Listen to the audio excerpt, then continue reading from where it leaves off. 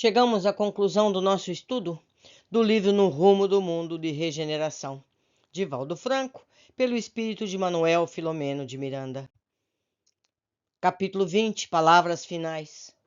Notei que o quadro da enfermidade que parecia haver diminuído, em face das atividades públicas que reuniram muitas pessoas sem os cuidados prescritos, aumentou consideravelmente, e logo se pôde constatar que as unidades de terapia intensiva nos hospitais estavam sendo lotadas novamente em toda parte. As autoridades voltaram a dar sinal de alerta, nem sempre aceitos com a consideração que deveriam merecer. E as estatísticas de contaminados e de óbitos cresceram a seguir. Da cidade dos justiceiros, um número bem volumoso de espíritos foi transferido, sem ter ideia, para outros sítios e comunidades, a fim de irem reencarnando-se numa oportunidade única para a recuperação pessoal, porém sobrecarregados dos sentimentos que lhe eram peculiares, talvez atormentando mais as criaturas em luta saudável pela saúde moral. Então, meus amigos, o que ele está dizendo aqui? Que na época seguinte ao Covid, ou seja, nos dias atuais, 2024, 25 e próximos, começarão a nascer esses espíritos que foram recolhidos da cidade da justiça. Os justiceiros são espíritos com débitos centenários. Então, a gente não pode esperar uma melhora imediata do nosso planeta, certo? Temos que ter piedade, porque um dia fomos nós que passamos por essa situação. Vamos continuar a leitura. Pode-se concluir que, aumentando o número de espíritos turbulentos e de princípios hostis no mundo físico, muitos embates seriam travados, de modo que a dignidade humana, rebaixada e violentada, recuperasse o seu padrão de honradez e os princípios morais e espirituais voltassem a merecer consideração. Essas lutas, que se têm ampliado nos relacionamentos sociais, no assodamento das paixões de ideais de fraternidade mediante métodos abusivos, dando lugar a novas classes para exigência dos seus direitos e valores, têm constituído um grande prejuízo à sociedade, que perde facilmente a paciência e passa a valorizar os seus interesses em detrimento dos outros e arma-se para não perder as vantagens que desfruta. Os espiritistas cabe a consciência dos deveres com que a doutrina os honra, realizando o combate às más inclinações, à sombra dos desaires morais que os aturdam, evitando exibicionismos e debates desgastantes, nos quais, ao invés das teses de esclarecimento para tranquilizarem-se uns aos outros, procura-se humilhar, ofender, realizando combates públicos desnecessários. Nesse panorama de atividades, a compreensão do alto significado das reuniões mediúnicas de toda a natureza, sejam de desenvolvimento da faculdade, sejam de desobsessão, é de alta importância, oferecendo-se recursos preciosos para as comunicações dos irmãos desencarnados em diálogos abençoados e libertadores do mal. Espiritismo sem espíritos é como corpo sem alma. Muitos indivíduos fascinam-se pela filosofia espírita, pelas investigações ou ainda pela parte evangélica e cristã. No entanto, deve-se considerar que o espiritismo é doutrina que se encontra inteira na codificação kardeciana e não deve ser examinada apenas por um aspecto, por uma face. Uma reunião de atividades mediúnicas é abençoado momento para reflexão, análise sobre a imortalidade, campo experimental para o comportamento, vivência experimental dos conteúdos doutrinários. O Espiritismo deve ser vivido integralmente em todos os instantes da existência humana pela transformação que impõe ao seu estudioso, de maneira a torná-lo um cidadão de bem, sempre atento aos seus deveres para com a vida. Foi necessário que a humanidade progredisse intelectual e moralmente para que os espíritos nobres viessem à Terra explicar o sentido das palavras de Jesus, normalmente envoltas nos véus das parábolas, símbolos arrancados da simplicidade dos seus dias, do seu tempo, a fim de poder se instalar na era do espírito imortal, como vem acontecendo. Desafios de todo tipo surgem a cada momento, em razão do atraso moral dos que habitam o planeta.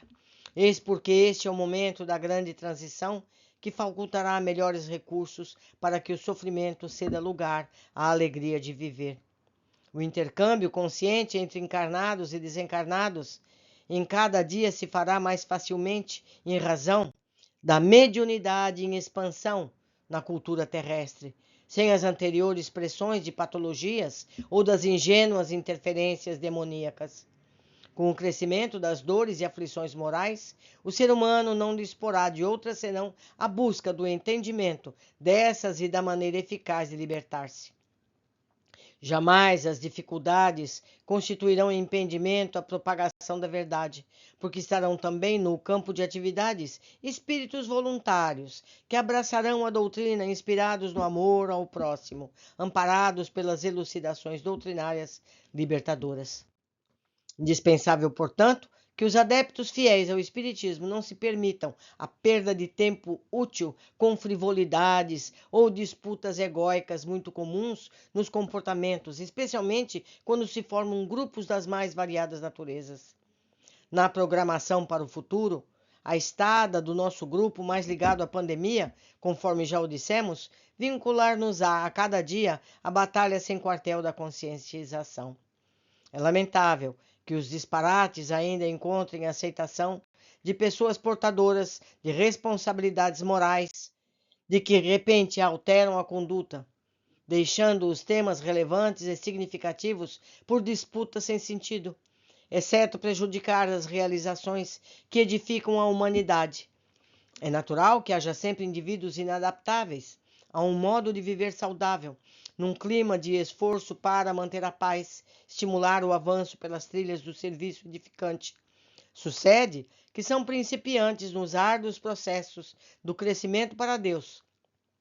Estão atados aos prazeres orgânicos que os institutos lhes permanecem, em predominância em detrimento das emoções superiores.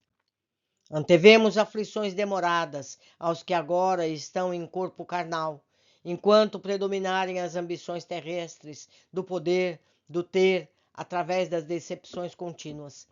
Inclusive com o próprio corpo, nem sempre apto a suportar o resultado dos comportamentos prazerosos. Toda a máquina funciona conforme a sua constituição. O seu mau uso sempre produz danos, não poucas vezes irreparáveis. Assim também sucede com a máquina orgânica. Todos devemos estar preparados para os acontecimentos que sucedem, mesmo aqueles que constituem desdita, padecimento e angústia. No íntimo do ser, no entanto, estão os mecanismos de solução que devem ser acionados, mesmo antes de surgirem como emergência na sua função. Outro sim, também podemos prever as bênçãos que todos fruiremos durante a grande mudança e após quando o nosso planeta for melhor em razão do nosso aperfeiçoamento moral. Nossos olhos, portanto, devem também ser postos nas venturas que nos aguardam, anelando pelas dádivas de amor e plenitude que nos serão concedidas desde agora. Essa realidade, porém, dependerá exclusivamente de como nos comportemos e contribuamos para apressar ou retrasar os dias formosos. Após um demorado encontro com os membros do nosso grupo, o venerando Spinelli sugeriu que interrompêssemos as narrações, porquanto os demoraríamos num largo período em atividades no trabalho do Evangelho vivo em ação. Prolongando-se nossos compromissos, contemplamos as possibilidades sublimes do amanhã, com a alma referta de alegria, agradecendo ao Senhor Jesus pela oportunidade que nos tem sido oferecida. E auguramos que todos sejamos aquinhoados com as bênçãos de paz e plenitude no rumo do mundo de regeneração. Faço eu, meus amigos, agora uma conclusão. Eu, a leitora, que está aqui por todo esse trabalho. Vamos lá. Vivemos dias de seleção de almas, de higiene dos abismos e umbrais da terra.